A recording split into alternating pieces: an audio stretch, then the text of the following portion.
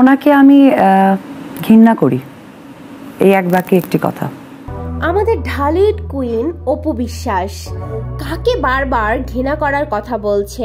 তিনি গণমাধ্যমে বলছেন আমি তাকে ঘৃণা করি, এক কথায় আমি তাকে ঘৃণা করি।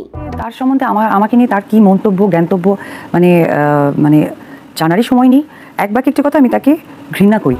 কাকে ঘৃণা করছেন অপু বিশ্বাস? কি বুঝতে পেরেছেন? আমি যেটা বুঝতে পেরেছি আপনারাও কি সেটাই বুঝছেন? হ্যাঁ দর্শক, অপু বিশ্বাস বুবলিকেই মন্তব্যটা করছেন। যাকে আমি একেবারেই দু চোখে দেখতে পারি না, তার ছায়াও পাশ দিয়ে আমি যাই না।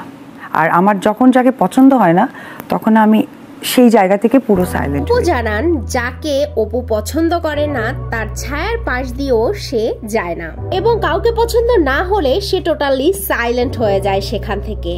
ওনার নাম নিতে আমার ব্যক্তিত্বে বাজে। আমি জানি এই ওয়ার্ডটা প্রচুর ভাইরাল হবে, এটা আমার কোনো ম্যাটার করে। এছাড়াও অপু বিশ্বাস আরো জানান বুবলির নাম নিতে তার নাকি ব্যক্তিত্বে বাজে।